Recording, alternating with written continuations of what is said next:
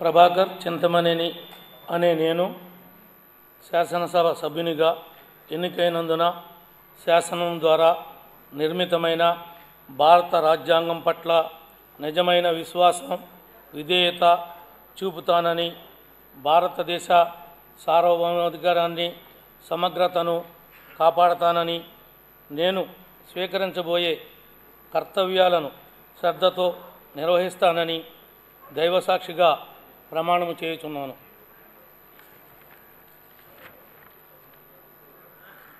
ఆంధ్రప్రదేశ్ శాసనసభ సభ్యుడైన ప్రభాకర్ చింతమనేని అనే నేను సభ నియమాలకు కట్టుబడి ఉంటానని, వాటిని అనుసరిస్తానని, సభా మర్యాదలను పాటిస్తానని, సాంప్రదాయాలను గౌరవిస్తానని దైవసాక్షిగా ప్రమాణం చేయుచున్నాను.